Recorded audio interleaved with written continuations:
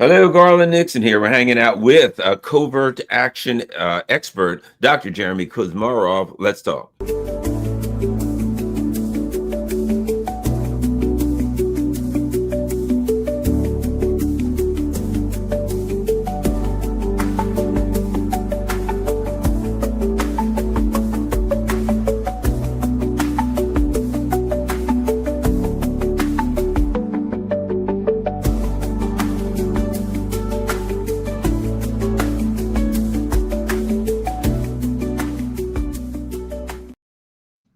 Hello, Garland Nixon here. Oh, we're hanging out with Dr. Jeremy Kuzmarov. For some reason, why can't we stream to Rumble? I don't know why. Well, I'll just stream it to Rumble later. For whatever reason, Rumble ain't working. Okay. We're talking. Let me see. So we'll get rid of Rumble out of here. Remove. How's that? So for those who are wondering about Rumble, we'll have it on. I'll stream it. I'll run it up to Rumble after this. All right, let's get talking. A couple of things going on. Let's start with this. We're going to talk about a great article about Paul Biya in Cameroon, who's roughly 477 years old, but he's a U.S. puppet. So we're there for democracy and all that stuff in Cameroon. Yeah, right. Okay, let's get going. Here's something very, very interesting. If you do a search, so there was a National Guard shooter in we've got another shooting, and we've got a National Guard shooter in DC, and this guy shot two people, and it has come out that this guy, oh, you're going to be shocked about this, has ties to the CIA, that he was former CIA operative, right? Here's what's interesting. So that comes out all over the place. So Politico, I did a search, and clearly Politico has an article, and the name of that article was, at some point, National Guard shooter faces assault charges as CIA ties emerge. Now you can also see that when it went up, the beginning of it, see, there it is, one day ago. National Guard shooter faces assault charges as CIA ties emerge. U.S. Attorney for the District of Columbia, Janine Pereiro, said, okay, so that, when the article went up, that was the beginning of the article, okay? Now, it appears there's been changes to the article, Dr. Kuzmarov. Let's see what the article says now. CIA charges, CIA. Oh, wait a minute.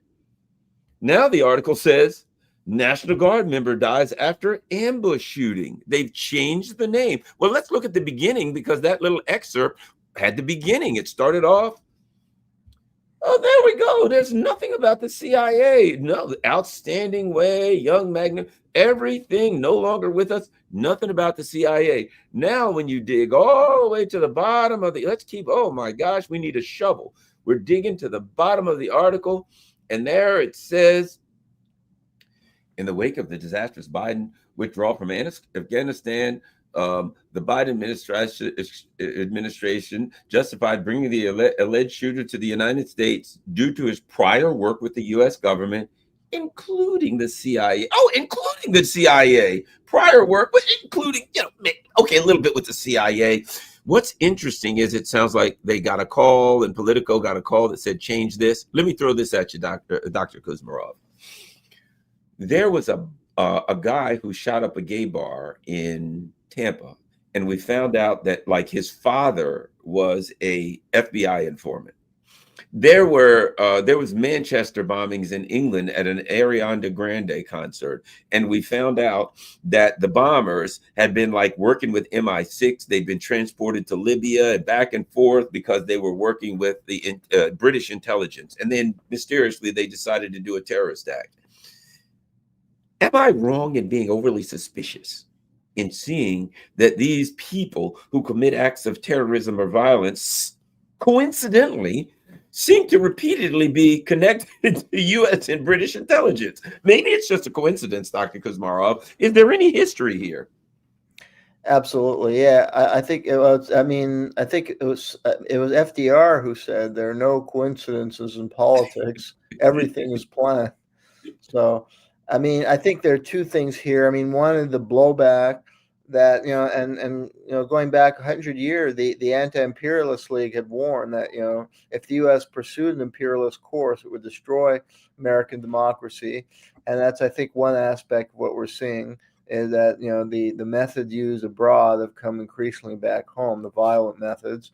But the other facet is that the false flag operation, that the CIA may actually be coordinating covert operations, and that what we may be experiencing is a strategy of tension that they also have used. It's detailed in a book by Daniel Ganser called Operation Gladio. I forget the exact title of the book, but his focus is on Operation Gladio. It's a very important study which discusses the strategy of tension, of how Western intelligence agencies carried out terrorist activities in Europe. And the best documented case was in Italy, where they bombed the railway station and killed like 10 farmers. And they planted evidence on left-wing journalists, to blame the left for these crimes, to discredit the left. But it was part of a broader strategy of tension and I think that's a CIA term, that to create like chaos in society and fear of terrorism leads to support for more draconian anti-terrorist measures and police state measures. So that's what we may be seeing domestically, is that they set up these terrorist attacks within the United States increasingly, and it's part of this plan, kind of scheme, to get the public, because in the face of terrorist attacks, we saw that after 9/11, and that may be the biggest false flag of them all, with all the evidence that's come to light, that the public suspends rational judgment. They're overcome by fear and then paranoia of particular groups, in that case, Muslim Americans, or Muslims. So when they suspend rational judgment, the government, and their emotions are being manipulated, the public, and that's when the government comes in with something like the Patriot Act, which under normal, clear-headed people under normal circumstances in the United States would never support a bill like that. Americans cherish civil liberties, going back a long way. They cherish being a democracy. They don't want to be a police state. But the Patriot Act erodes civil liberties significantly, and that's also how they get away with waging these illegal wars. So we have to be cautious, that this is what's going on, that we're guinea pigs in some kind of psychological warfare operation, and that these are CIA agents who are carrying out operations. And there are a lot of shady things about these people. And another thing, example of the Ryan Ruth, one case I was following, where the second Trump assassination attempt was carried out by a guy named Ryan Ruth, and they made him look like he was unhinged. But if you look at his background, he had ties, had worked for the CIA in Ukraine, running some kind of mercenary operation in Ukraine to recruit mercenaries to fight in Ukraine. And he wrote this book, and I took the time to read his book. It was one of the most bizarre. I don't think a lot of people read the book. It certainly was not a high quality book that you want to read to learn anything, or for the normal reasons you'd want to read a book. So I understand a few people read it because the quality was very low. But from reading, I read it as a researcher in a sociological experiment. And what I found was that this was clearly a work of CIA disinformation, that this guy, because it mixed this like flower. It tried to present him as this kind of anti-Trump pacifist guy, which is clearly a persona they're manufacturing for him. And it mixed with CIA talking points intermeshed in the article in a very bizarre way, because he'd be talking this like flowery peace language, and he's not even talking about Ukraine. He insert a line in the book, but Zelensky had to delay the elections. Like, it was incoherent. And then you have these CIA talking points mixed in, and then they had something about Peru, this leader who I didn't know about, so I looked her up after reading. He had a line, "Oh, Lena Boulard is a great leader. We should support her," when he's not even talking about Latin America, and he doesn't even give any details. And then I looked up Lena Boulard, and she's somebody who came in a coup against a leftist leader that the U.S. had supported. And actually, she was regarded as one of the worst, most unpopular leaders in the world, and was accused of genocidal crimes, suppressing protests after the coup that took place against this leftist who was challenging U.S. corporate interests. So to me, it was clear that this was a work of CIA disinformation. And so Ralph, the whole case seems to be set up as part of this strategy of tension. If you connect the dots, it's designed to get the public to sign away civil liberties, to further empower intelligence agencies, and to be in a state of fear. Well, they'll suspend judgment, and they won't mobilize for progressive policy. That's what the power elite fears. So that they keep them in a state of fear with these. And I think what we're seeing is constant attacks now. It's like it's not just one attack. They're lower level, but they're constant acts of terrorism or violence, like this recent incident. So I think it fits together, and I think the January 6th is part of it. That we know there's strong evidence of FBI provocateur and CIA, and they wanted to create this incident.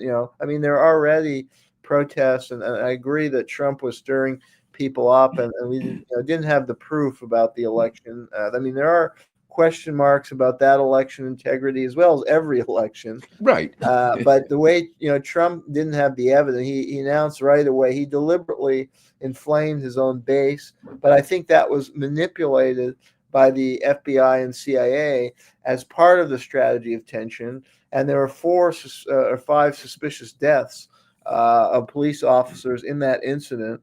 Like this guy Sicknick suddenly had a heart attack. He was a healthy guy in his young 40s, and they claimed after the events he just suddenly had a heart attack and died.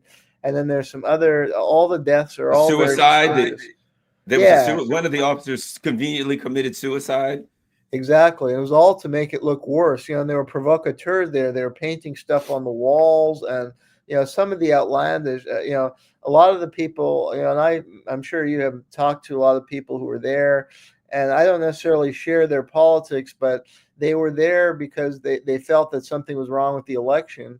But I think they were, and they weren't extremists, but there were these provocateurs with these signs like "Kill Nancy Pelosi." Those are the provocateurs to make it look much worse than it was, to again get the public to. And then the FBI, fired these. There were a number of FBI agents who said that the FBI was deliberately playing up the scale of domestic violence extremism, because you have the threat of Islamic terrorism is receding, so they need a new bogeyman, a new threat. So it's domestic violence extremists and these right-wing white supremacists.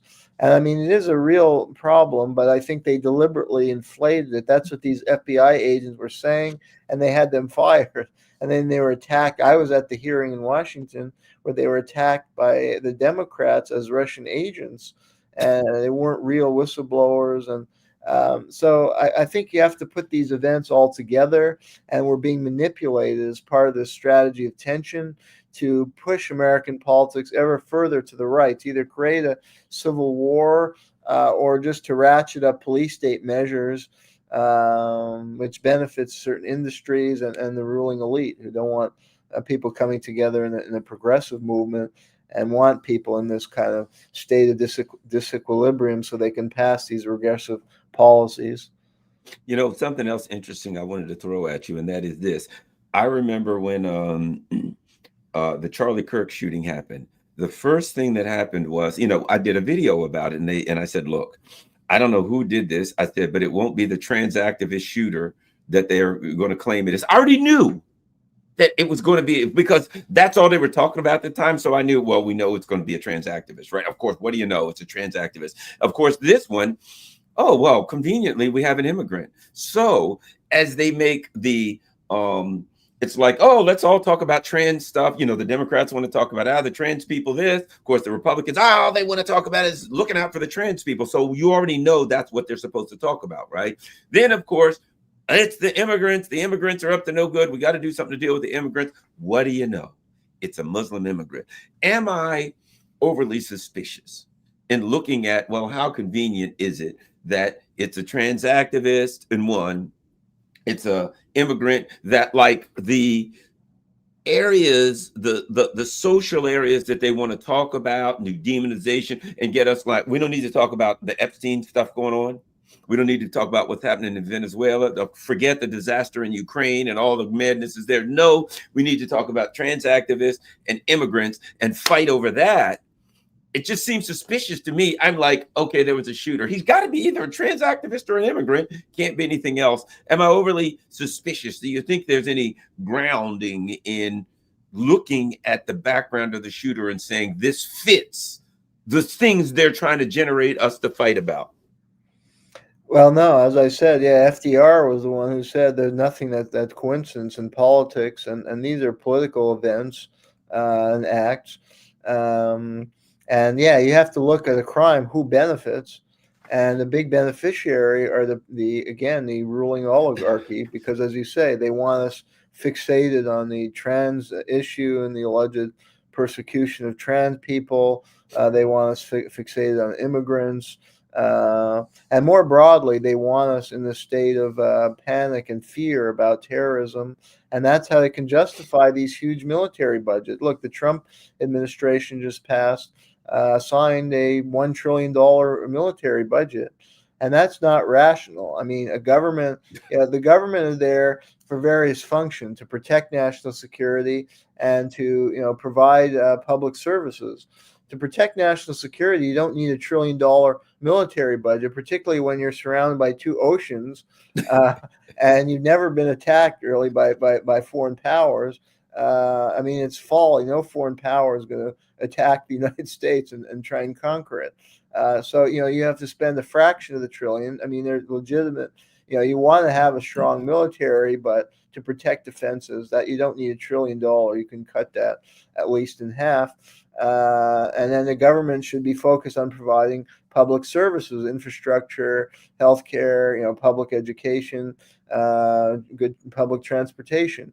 But when it's spending $1 trillion on the military, it's not able to provide adequate public service. And you can walk in any American city and see that, with the huge army of homeless people, with the inadequate public transportation, inadequate public health service. You can talk to some teachers and they'll tell you how abysmally paid they are and in huge debt, sadly, while they're serving the public interest, often tirelessly and selflessly. So something is wrong. Anyone rationally would see that. But if you're constantly, watching on the news about these terrorists and these evil foreigners, then you're going to say, oh, well, we need to, fund the police more, and we need, to spend more on security. So I think the motive is that. I mean, and it's these parasitic industries that, control the political classes and control the media. And, you mentioned Politico. They even had, I did an article a few years ago. Lockheed Martin was actually overtly sponsoring articles in Politico. It actually said, brought to you by Lockheed Martin. And like, they had a series on military, and it was like an ad for Lockheed Martin, but it was kind of disguised as articles in Politico. So, I mean, they're increasingly brazen in that who controls the media narrative. And that's the narrative they want, of public in fear of terrorists or foreigners, and that's mindset that they inculcate in people will allow for these skewed public policies. And it goes back to the Cold War. I teach history of the Cold War, and I show the students the budget breakdown, like 1950, where they're spending like 57% of the budget is on military, and like 6% is on social welfare programs, and it's all about the Russian bogeyman in those days, and we have that too. They've played up the Russian bogeyman in our time again, and they're mixing in all these other things as well. And that's how they get away with it. I'm just going to answer one chat before we go on. I'm going to say something different. So Kuplex says, to be fair, it's not the first time an Afghan immigrant has gone rogue. I'm going to change that. To be fair, it's not the first time a CIA operative has gone rogue. Afghan immigrant, nothing, a CIA operative. But the old Afghan immigrant. That's so people will say, no, it's immigrants. Immigrants. We got to do something about these immigrants, especially at first of all.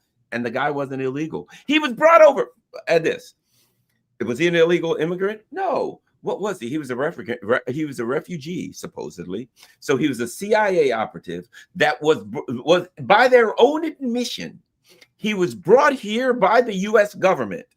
So he worked for the CIA. After the Afghan conflict, the CIA brought him here. So he was not really even an immigrant. He was like a transplant that was brought here by the government. And now he commits this, and now he's turned into some kind of an immigrant. Even people are saying illegal immigrant. He wasn't illegal. You can't get any more legal as an immigrant than have the government utilize you as an intelligence operative and then bring you to the United States. And then what do you know? You're involved in a false flag operation. I did want to say one more thing. We're going to be here an hour. So with the last 30 minutes, we're going to touch on this great article you have. So for 6 minutes, let me throw something at you. Okay. Candace Owens recently said, yeah, I think they're going to try to do me in, right? I think I've heard that the French might try to rub me out, that, I'm running my mouth too much. And okay, here's something. I'm sure you're familiar with this story. There was a woman by the name of Dorothy Kilgallen. Here's an article. Inside the mysterious death of Dorothy Kilgallen, the reporter who knew too much. Investigative journalist Dorothy Kilgallen was probing the John F. Kennedy assassination when she suddenly died under strange circumstances on November 8th, 1965. And she had just made an announcement, and the announcement was, I've broken something unbelievable. I've got this huge thing that's going to come out any day now. Now, apparently at the time she had a boyfriend or something. So this guy was later tied to the mafia. He was in town on the day she committed suicide, right? So I think it's very interesting that she was a journalist. She revealed, and she was working on the JFK assassination. It even says here, Kilgallen was deep into her own investigation about the president's death. When she died, she found the idea that Oswald had killed Kennedy alone laughable, spent 18 months speaking to sources, digging into the, whatchamacallit. Before she could publish anything, she died for an overdose of alcohol and barbiturates. And so this is a great article about her, right? Yeah, actually, I did an article in Covert Action magazine about that case, so I know that case very well. Go ahead. Yeah, you can find my article on Dorothy Kilgallen. Yeah, and I'm developing a book on called "The Myth of the Deranged Lone Gunman" that looks at political assassinations, and that's one of the cases in U.S. history. So yeah, and actually it was uncovered. There's a book by Sarah Jordan Hines who researched this for many years and done remarkable research. And I think her family researched it and she picked it up. She's a young woman. And anyway, she found that the killer of Kilgallen she was able to connect him to the CIA, that he was involved in covert operation in Guatemala. And he actually admitted cryptically to killing her with some poems that he published on his website. So this is not conspiracy theory. There's this illusion that these are these conspiracy theories and this doesn't happen, but we actually have very strong evidence, and there's good scholarship now on this, including this book by Sarah Jordan Hines to corroborate that Kilgallen was sadly murdered. And she was a brilliant woman. She was a celebrity in her time. She appeared on like game shows, and she was a very gifted writer. Her father had been a journalist, and she was a popular gossip columnist. And that's why they targeted her, because she was writing in very prominent publications, and she was a very talented writer and had a huge following and was like a celebrity. And she was on to the JFK case, and she was planning a book. She had written a best-selling book on, she was into true crime. So she did a book on famous, murder trials that she had covered. And it was like a bestseller. And, there's a huge audience, as we know now, for true crime. And she was really gifted in presenting these stories. So that was a real threat, because she was taking on the JFK case for a follow-up book. and she, I think, had interviewed Jack Ruby. She had an exclusive interview with Jack Ruby. Ooh. That was the information that was really they didn't want to get out, especially with somebody of her stature who would reach a huge audience with her writing. And sadly, the CIA, there's a very strong evidence that it was a CIA killer. Yeah, and I'll invite before we jump to this great article. People should look into something Permindex inside the Cold War's most mysterious front company, because what Candace has said is France. That it was France were the ones that were putting together this move to do her in. There's the JFK files, the Permindex files. This was supposedly the British's, worldwide assassination machine, highly connected to France. And all you got to do is look at the history of Macron. Macron worked for the Rothschild, and of course, Permindex was connected to the Rothschild empire. And Macron came from where? Rothschild Bank. You know what I mean? He worked for the Rothschild Bank. So clearly he's you don't have to do too many jumps to connect him to the Rothschild empire. So I think that there's things that people don't know about here. These connections are clear and obvious. And when Candace says the words out that they're trying to rub me out from France, when Pavel Durov, the guy who owns Telegram, comes out, a guy who was pretty much kidnapped from the French, and says, yeah, he might be on something here. He's got connections.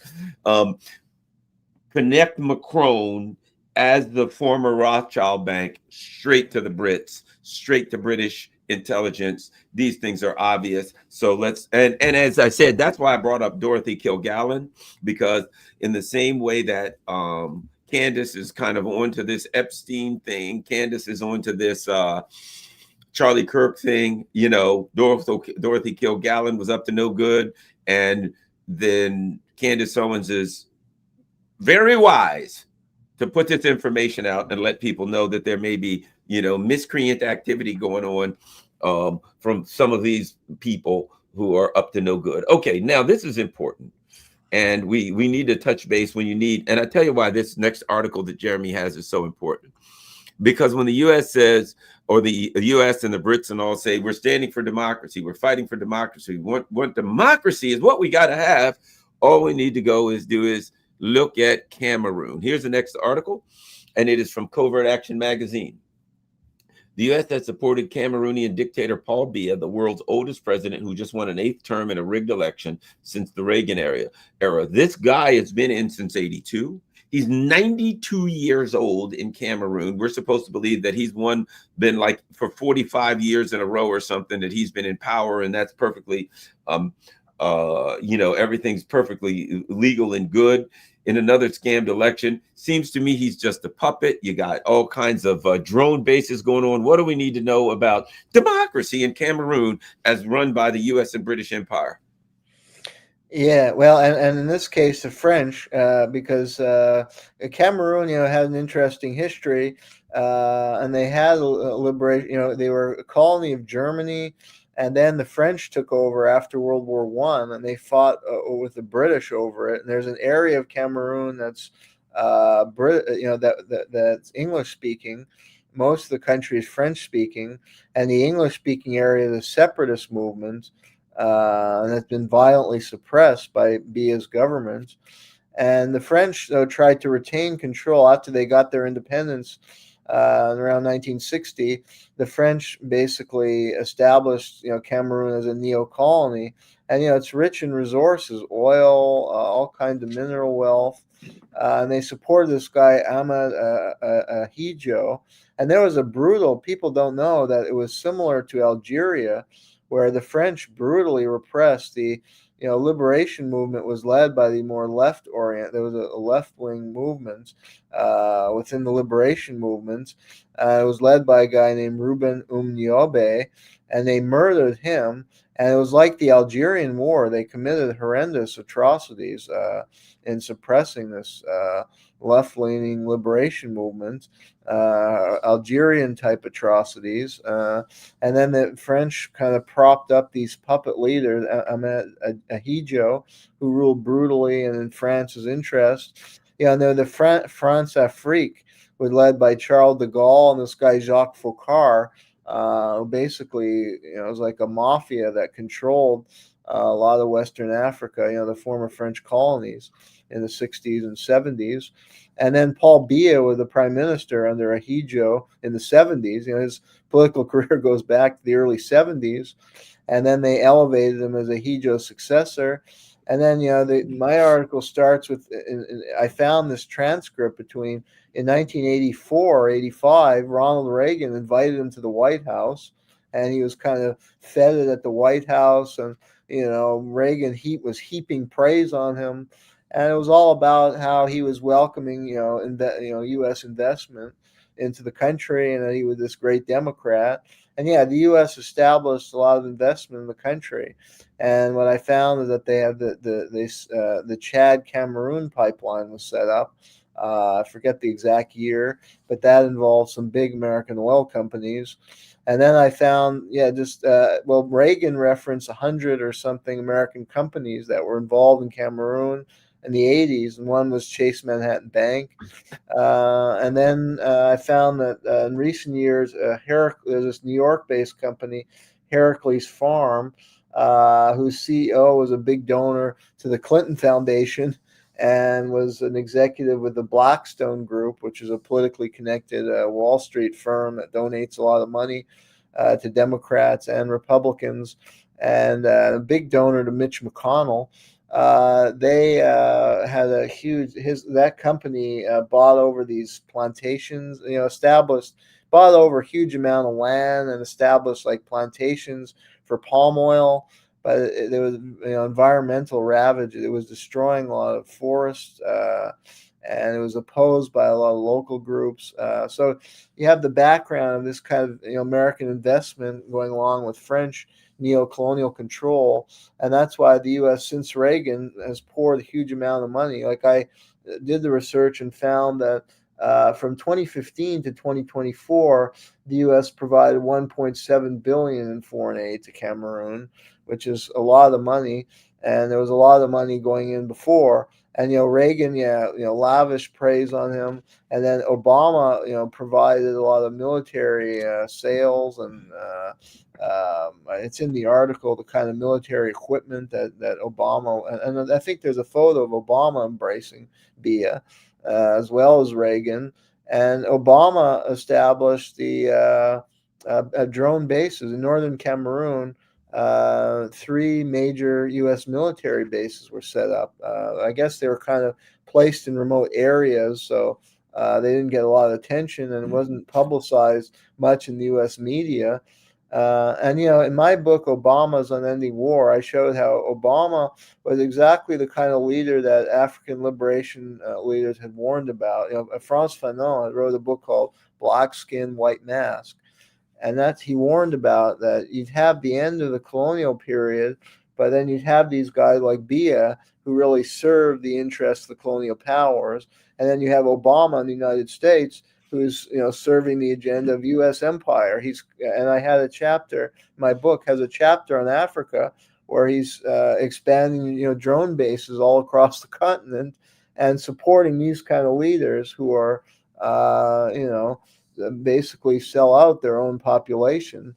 And so that's a key reason, the U.S. investments and the drone bases, as to why the U.S. has supported this guy for all those years. And he's been a disastrous leader. Even his own daughter, who, he has a daughter, he's like 92 years old, and he has like a 20-year-old daughter. So, I mean, he's had how many affairs? He's lived the greatest life. I guess, they just bring him women, and he's fathered who knows how many children, and he has young children, even though he's 92 years old. But one of his daughters said, don't vote for him, because there was an election that took place recently, and it was not a fair election, and the Trump administration had been totally silent about this. And again, we're supposed to be on this great crusade for democracy around the world and stand up to authoritarian governments, and yet the U.S. has been supporting this blatantly authoritarian government for decades. And it's been, and his own daughter said, don't vote for him, he's ruined the country. and he's a disgrace. And that's his own daughter saying this. And Nick Turse had some articles in The Intercept a couple of years ago detailing some of the U.S. military support and the U.S. special forces are operating on Cameroonian soil, and they've been training Cameroonian and training and carrying out which means they're probably carrying out operations with officially they're just there as advisors, but we saw that in Vietnam they really often go out on the missions. And these missions are to suppress this separatist movement of the English-speaking Cameroonians who've been oppressed, and also the Muslim insurgent movement that has spread. But there have been some horrific human rights abuses that were chronicled in Nick Turse's series in The Intercept, which is from about 5 or 6 years ago, but with some very good reporting that these Cameroonian forces financed and equipped and trained by the United States were involved in heinous human rights abuses such as torture and civilian killings and massacre, burning villages, Vietnam type atrocities. And it relates to our earlier discussion. That's what U.S. taxpayers are subsidizing. Instead of improvements in our communities and good public transportation, we're subsidizing these atrocities in this foreign country, and this horrendous dictator who's been in power since the early 80s, and he can barely walk now. There are a small number of people in their 90s are still functional, but I don't think he's one of them. He barely knows where he is. I think he's suffering from dementia and can barely walk. So, but he has courtiers around him who run the country in the interest of France and foreign entities. And the article at the end discussed the Sahel Initiative. I mean, there's a growing movement to reclaim the sovereignty of West African countries, and you have Ibrahim Traore has emerged a strong leader in the mold of Thomas Sankara in Burkina Faso to challenge neo-colonial control of their country. So that's why Cameroon is so important as a bastion, stronghold of the old neo-colonial regime of France and the U.S. Investors having their way. But there is, winds of change look to be coming to West Africa, and the Sahel Initiative is an initiative led by Burkina Faso and some other countries to forge, an economic and military alliance to ward against, foreign intervention and to safeguard the sovereignty of their country so that they can develop, so they can have control over their own resources, industrialize and develop their economy to the benefit of their people. Because Cameroon is miserable poverty. The article has some of the statistics. Under Biya's misrule and foreign control of their economy, the country is not developed economically, and you have miserable poverty, and it's very, very high poverty levels, and something like 40% unemployment. So this. Well, look at that right there. Does that look at this? The only thing that's new and shiny is the advertisement for him. The rest of the country is just pure hell. And I'm supposed to believe that these people voted for this? I'm supposed to believe that this is their circumstance as they've been robbed, a country rich in natural resources. Rich in natural resources. These people should be living like the Saudis live. But instead, they're living in dire misery and poverty because they are absolutely robbed. And I'm supposed to believe they voted for this guy when, in fact, they come to the street and say they didn't. These are the people in the street who are all saying that they were robbed. So the people are in the streets of poverty and misery screaming, we've been robbed. We don't want this guy. You've got people there like who are journalists saying, there's no way this guy could win without massive fraud. The people want change. And yet the U.S. is like, oh, yes, he's the remember Biden had a democracy summit, the summit of democracy. And this guy was there. Yeah, exactly. And, he spends like half his time in luxury Swiss hotels. He uses Cameroonian taxpayer dollars to host his stay in these luxury Swiss hotels. And, they're as bad as our public services are. They don't compare. In Cameroon, they just have appalling public services. And that's where their taxpayer dollar being spent. And these foreign company that own a lot of their wealth and land, they often pay almost no taxes because they cut deals with Bia and his top officials so that they pay almost nothing in tax, and he keeps the tax rate low. So they have a very poor tax base to begin with, and then he's spending all that money to stay in these lavish Swiss hotels. I mean, that's a crime against humanity in itself. And that's why, yeah, they've had protests. There were protests after these elections in 2004, and they were brutally crushed. And hundreds of people got killed by his well-equipped security forces that are beefed up with French and American money. Here's something interesting. Barack Obama and the liberals, they were here to save, to stop, to save the planet, save the whales, save the snails, all that, save everybody, right? In 2009, who was president again? Barack Obama. Bia granted, then later renewed a deal with a New York-based company, Heracles Farms, to develop a large-scale palm oil plantation on 73,000 hectares of rainforest that contributed to massive deforestation while using methods that were destructive of livelihoods for thousands of Cameroonians. Bruce Wobo, the deal was initiated after intense lobbying by the U.S. State Department and Embassy. The CEO of this company was a donor to the Clinton Foundation, an executive of the Blackstone Group, a politically connected Wall Street firm that contributed lots of money to both Democrats and Republicans. So here we have the usual thing where they're there to save the planet, save the rainforest, all of that. But when we look at what's happening, they're wiping out the rainforest.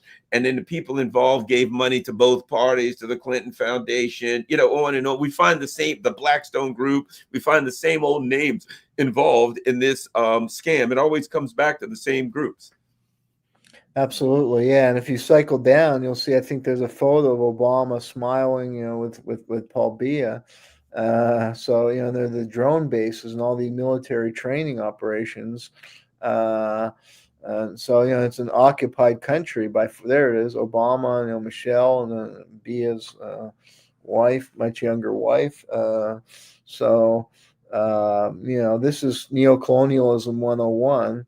And yeah, where's the concern for the environment when their rainforests are being completely destroyed? Where are these liberals, as you ask, environmental groups? They're actually supporting this. And that CEO actually died. I think it's in a footnote, but the CEO of that Heracles Farm and Clinton donor, he actually committed suicide under mysterious circumstances. Of course. So there's some very shady stuff going on here. And then AFRICOM has been moving in. Yeah, I think that's what part of the article goes into. So yeah, it's it gets no publicity. Oh, and the other aspect of the Israelis, the U.S. has used Israel, and this I plan to do some follow-up articles, because in the Cold War the CIA worked a lot with the Israelis, and they set up an operation called Operation KK Mountain, where they got the Israelis, to kind of distance the U.S. because U.S. taxpayer, if they knew about this stuff, they would not want their tax money going into the dirty business going on here. So the U.S. gets the Israelis, and Israelis are expert in intelligence, as we know, with the Mossad and stuff. So Mossad was involved. Like Bia had a very close relationship with Israel, and he is one of the few African countries that didn't vote to condemn Israel after the genocide they're carrying out in Gaza. He stood with them because his security forces for years have been trained by Israeli Mossad. And back in the 80s, there was some Mossad operative, and they were part of the CIA-run Operation KK Mountain. The Mossad went into Congo to train Mobutu and his security forces, who's one of the worst dictators in the Congo, who butchered his people but secured the diamond wealth for Maurice Tempelsman and other American investors. And so the Israelis, and there was this guy Meir Mahous, who was a Mossad agent, went from the Congo to Cameroon to work with Bia. And then there are a number of Israelis over the years, Mossad operatives, have played a key role in developing Bia's security services. And I believe that's probably coordinated by the CIA under the Operation KK Mountain, which people can look up. So there are Israelis there, and CIA probably covertly, as well as special forces, and developing the security forces that have carried out brutal atrocities and repression to uphold Bia's kleptocratic and criminal government. Yeah, we can see that. What's interesting is now the alliance of Sahel states, where that you've got now Mali, Burkina Faso, Niger. People who are saying, we're not going to no longer ally with the ally with the Western people, and there's threats on their lives. I saw where Traore has, I think he has Russian and North Korean guards, and it's interesting because Charlie Kirk had Israeli guards, and I put it like this. Man, when you got Israeli security guards, if you go against Israel, they don't seem to be as effective in guarding your life as they are if you happen to support Israel. So I think that's kind of telling, don't you think? Well, that's true. Yeah, that's another issue. There's a lot of suspicion about the Kirk case. But yeah, if they want to, if you're on their bad side, yeah, they'll get you. I mean, the Israelis have evolved. They're the experts in assassination. You have this book, Ronan Bergman, who's kind of an insider, wrote this book, A History of Mossad Assassinations. And it's a very long book. Some experts in that. But, I think the CIA, I mean, a lot of it is obscured in secrecy, but I think, James Angleton helped, was a key figure in developing the Mossad into this lethal instrument that it is today.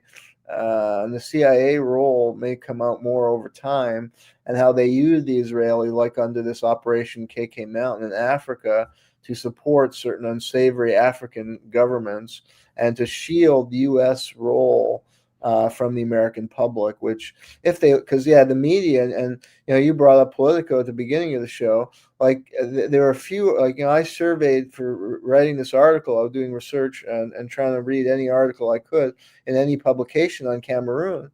And what I found was there was almost no mention of the U.S. drone. Like there were a couple articles about the election, and like the New York Times and these kind of publications that did, point out that this election was flawed, and that it was kind of ridiculous that you have this 92-year-old guy who barely coherent running a country and had been running it for so many years. But they hid the U.S. and French role in supporting that government. And there was no discussion of the drone bases. I found that nowhere in the mainstream media. No discussion of this Heracles farm. I found that in a report by the Oakland. It was put out by a kind of watchdog group, did a report about Heracles farm, this plantation we were discussing. So that information is available, but only through this independent watchdog organization. It was never reported in the New York Times. All this stuff about the Israelis and drone base and special forces, apart from the Nick Tur series in The Intercept, which is very good. But there was nothing in the New York Times. So I think the public is not aware. And the billions of dollars in aid, I was able to find that on the U.S. government website, but it wasn't which reports. There's a website where you can get the aid total for every country in the world, but it's not reported. So it's pretty easy to find. Anybody could find it. But why didn't the New York Times report in their article? Even at the bottom, they can say, because that alerts American people that, wait a sec, okay, this is a bad government. Because the way they report it, I think it reinforces these Orientalist stereotypes that, oh, look at Africa, they're so backward. They have a 92-year-old leader. But if you add the sentence, the U.S. has provided $1 billion in foreign aid to this government since just in the last few years, it alerts the public, wait a sec, we're complicit in this. And then people start to question, why is our taxpayer dollar going to this? And then you might have groups who start to, speak to their congressman or protest. So they're leaving that key information out. And it reinforces stereotypes about Africa, and it prevents citizens here from questioning where their taxpayer dollars are going into the sinkhole, the military-industrial complex, instead of our communities. So it has a huge impact. The omissions, and hopefully more would read my article and see that we're so deeply complicit in this horrible regime, and that it reflects what I was saying at the beginning: the complete misprioritization of our government, skewing public policy, and we need a progressive movement to change direction of the American government. Before we go, we only got about 5 minutes. Maybe we can touch base on it a little bit more on it next week. But I did want to ask you, since all the Epstein stuff is in there, we can touch base on this more. But Jeffrey Epstein's brother, Mark, points to a cover-up, shocking, in Jeffrey's death. If you could, since everybody's talking about Epstein right now, if you could update us on what's happening with that. Sure, yeah, and I had the opportunity to meet with Jeffrey Epstein's brother, who participated in an X Base that I was involved with, and then I corresponded with him. And yeah, he's a good guy. I mean, he wasn't associated with the crimes of his brother. Like other brothers, they went in different directions in life. But I Right. mean, it is his brother, and initially he thought his brother had committed suicide because of all the stuff he was involved in. But then, he hired a forensic expert to look into the death, and that expert, who's a very well known expert, who's been involved in a lot of famous cases, raised some alarm and said the evidence doesn't point to suicide, and that actually dovetailed with there was a New York crime lab. The first person who saw Epstein's body said it didn't look like there's evidence that would point to homicide. It wasn't conclusive finding. It said there needs to be more investigation, but that preliminarily it doesn't look like suicide. It was leaning in the direction of homicide, and Mark Epstein's guy said the exact same thing. But then he found that the Department of Justice issued a report in 2023 that concluded suicide, and that it was based on another person in that office, and the names are in the article. I forget the exact titles of the different people, but like the medical examiner who the Department of Justice report relied on never actually viewed Epstein's body. Like the two people who viewed his body said it points in the direction of homicide, and like they gave some reasons why. But yet the Justice Department based their conclusion of suicide on a woman who hadn't even seen the body. And so William Barr, the Attorney General, had made some statements that Mark Epstein said he knew something was fishy. And like there was a video, he was referencing a video, and he said, oh, nobody could have got in the cell from outside. But there's actually a scene in the video where you see a guy in an orange jumpsuit actually going into the wing where Epstein was. And then there's all kind of fishy business. The guards were said to be asleep, and then fabricated evidence. And the crime scene evidence, they claim that it was a noose, and the guard said, oh, he cut it with a scissor before hanging himself. But the noose that they found didn't have a cut on it. So, and then a former cellmate said those cells were designed that you can't hang yourself, and it's impossible. So there's all kind of evidence that point to a cover up. And they scrubbed the crime scene clean right after. They withheld evidence. They cleaned up the cell, and they destroyed a lot of the evidence.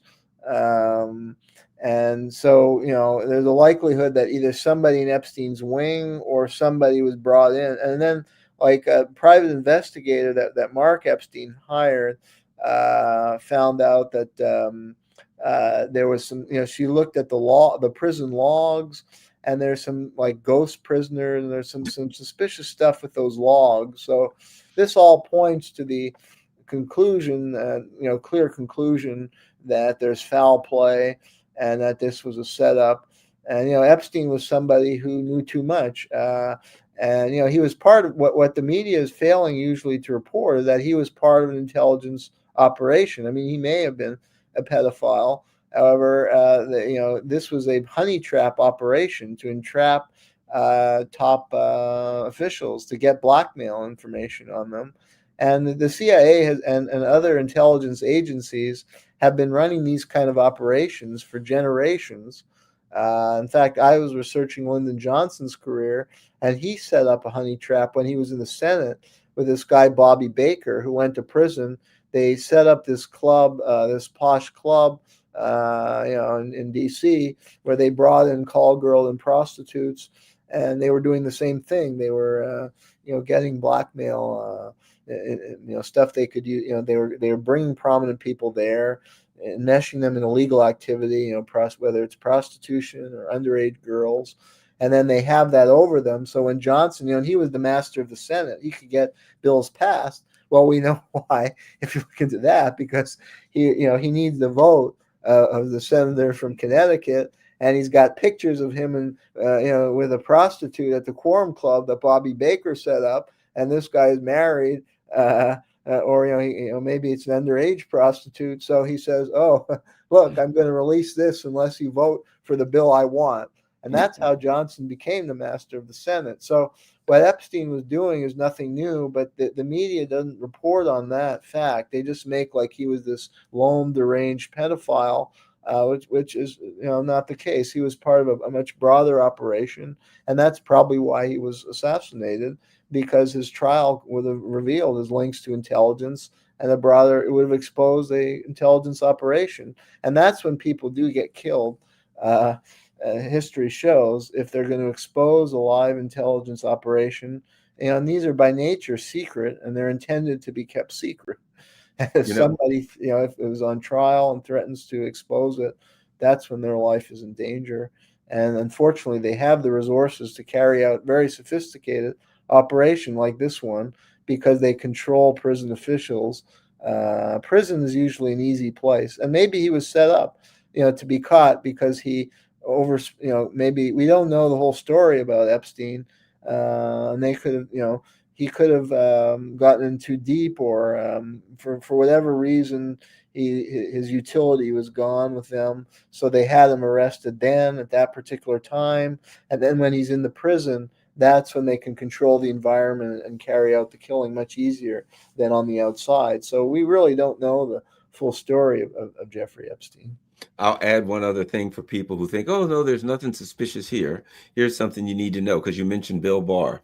Never forget, Bill Barr's father, Donald Barr, gave Jeffrey Epstein his start as a teacher at the Dalton School with no experience. Bill Barr's father hired him as a teacher, even though he didn't have a college degree, at this exclusive school. Donald Barr was CIA, of course. Bill Barr was CIA. Yes, he worked with the Reagan, and Epstein was CIA. Now listen to this, and I know this also. Bill Barr worked for a law firm that defended Epstein. So the Epstein thing comes up, and I've always felt this, the Epstein thing blows up. Suddenly, Bill Barr comes in as the attorney general, and you look at it and you're like, well, wait a minute. When Epstein was in trouble in Florida, it was Bill Barr's legal firm that defended him. It was Bill Barr's father that hired him. It was everything in Bill Barr screams he's the guy that the CIA would use to cover up the Epstein thing, and they bring him in, and then some people actually say, Barr, you should recuse yourself from this case because, your dad hired him, you defended him, come on. And Barr's like, no. Nothing to see here. I'll be perfectly fair and reasonable with this. Oops! Oh darn! Epstein killed himself. It's like so obvious that it was Barr was brought in as the cleanup man. He was the wolf, as they say. And one other thing about Barr that a lot of people don't know is that he's a key figure in a whistleblower book by Terry Reid on the Clintons. And in Terry Reid's depiction, because Terry Reid was worked for Bill Clinton when he was the governor of Arkansas, the MENA Arkansas stuff we've discussed on the show, the shady business with the Iran-Contra and the drug and arms sales into Nicaragua through MENA Arkansas with Barry Seal. And Terry Reid was a CIA operative who became a whistleblower. And in his book, which I forget the title, but you can look up Terry Reid. I can't remember the specific title of the book, It's something about Clinton, Bush, and the CIA. He has Bill Barr as a key figure in the story, having a meeting with, because Bill Barr has deep ties to intelligence as well as his father, Donald Barr. And Bill Barr came to Arkansas, had, according to Terry Reid's account, had some kind of meeting with Clinton where, and I think Barr was like, I think Clinton may have been skimming, and some of his people were skimming money from the proceeds from this illicit activity. So he kind of yelled at him. According to Reid's account, he yelled at him and said, "If you go along with the program, we'll help you get to the big job you want." So according to Reid's account, Clinton made a bargain with the CIA to carry out the clandestine operations out of Arkansas to support the Contras in Nicaragua, and that Barr and the CIA would help him get to the presidency. So Barr was clearly, again, linked with intelligence, as well as his father, linked with Epstein, he knows the secrets we don't know about Epstein and why they had him arrested at that particular time, what exactly his relation with intelligence was, and what exactly he was doing with this honey trap. And that's why he was in the key position to cover this up. And Mark Epstein understood right away there's something wrong, because he was saying false things about this video, and some of the things he was saying didn't make sense. And intelligence operations are rooted in lies. So we know that this is a whole big intelligence operation. And again, they far exceed their mandate. The CIA was set up to protect national security and gather intelligence, legitimately on foreign country that could benefit policymakers. But we can see in these kind of cases evolve into just a rogue agency that's carrying out rogue and criminal operations. And that's why it needs to be reined in. And we need a new church committee that will investigate the Epstein case and how it fits into the larger pattern of CIA abuse of power. Yeah, I'll finish with that. If you want to understand Bill Barr, this is an old article. AP wipes Iran-Contra pardons from Bill Barr's record, another win for conventional wisdom. He was knee-deep in the Iran-Contra scandal.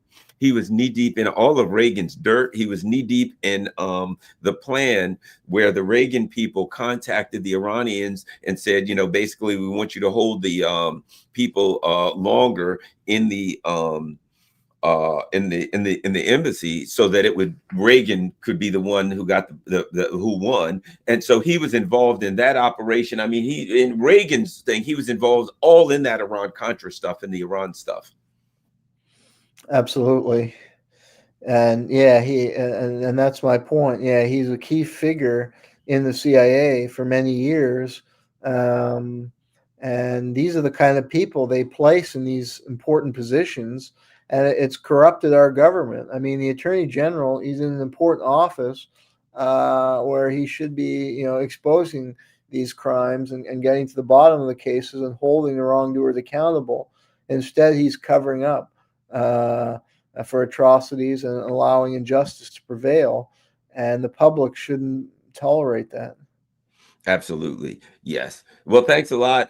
Appreciate you taking time out of your busy schedule to come in, and everyone, once again, let me show you the great website that you need to go to before we end. It's one of my favorite websites, and it is anything you want to know about. That is covertactionmagazine.com. You can go there, become a member. Look at these great articles. James Angleton, JFK assassination architect, ? Right? On and on. Lots of JFK stuff. As we got Epstein stuff. We got who killed Heinz Krug and why it matters. Why did the Mossad recruit Nazi Colonel Otto Skorzeny? Somebody put it together very masterfully.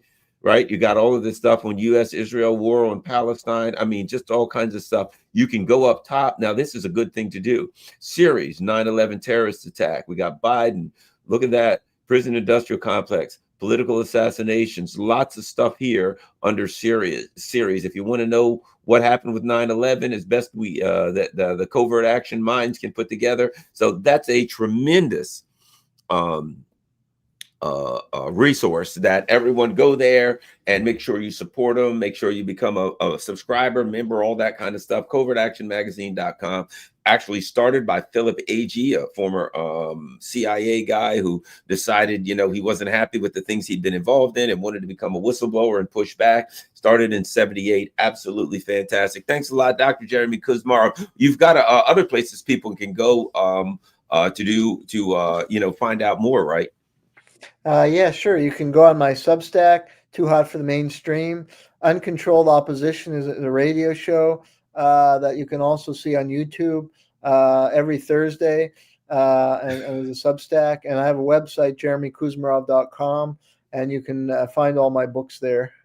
All right, thanks a lot, everybody. Hey, look, you see everything going across the bottom there. If you're able to, I want to thank everybody for Patreon. Maybe you can become a Patreon member, buy me a coffee, Cash App, all that kind of stuff. There's that you can support the channel if you want. And of course, there is my PO box for those who use snail mail. Thanks a lot, everybody. The most important thing you can do as a member of the alternative media community is share this on all your social media platforms. We're out.